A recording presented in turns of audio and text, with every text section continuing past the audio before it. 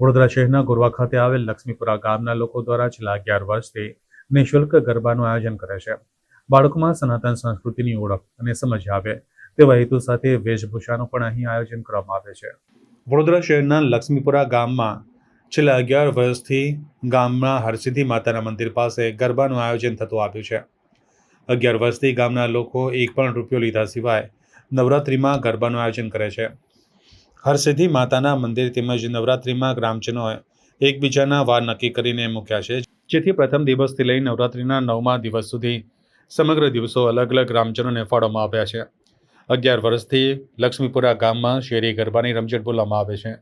ગામના લોકો, જેમાં 5 વર્ષથી લઈને વૃદ્ધો સુધી પણ ગરબામાં સામેલ થાય છે. ખાસ કરીને સનાતન ધર્મની સંસ્કૃતિને જાળવણી થાય તેમજ યુવાનોમાં તથા બાળકોમાં તેની સમજ પડે તે માટે બાળકોને વિવિધ વેશભૂષા ધારણ કરી ગરબા રમવા માટે પ્રેરિત કરવામાં આવે છે. મહારુદ્ર હનુમાન, છત્રપતિ શિવાજી મહારાજ, મહારાણી લક્ષ્મીબાઈ વગેરે જેવા વેશભૂષા ધારણ કરી બાળકો ગરબાની રમઝટ બોલાવે છે, જેથી લોકો આ મહાનુભાવના ચરિત્રનો ઇતિહાસ જાણી શકે અને સમજી શકે તેવા સદહેતુ સાથે આ ગરબાનું આયોજન કરવામાં આવે છે.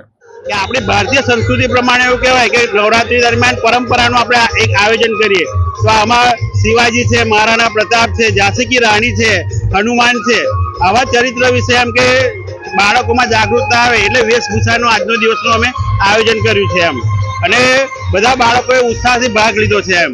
અને અમારા હરસિદ્ધિ માતાના આંગણે વિવિધ બહારના મહેમાનો પણ આવે છે અને એમને પણ એવો એક આનંદ આવે છે કે આયા પછી એક પરિવાર ભાવના જેવી લાગે છે, કારણ કે બધા હળી મળીને ગરબાનો આખો ઉત્સવ ઉજવીએ છીએ.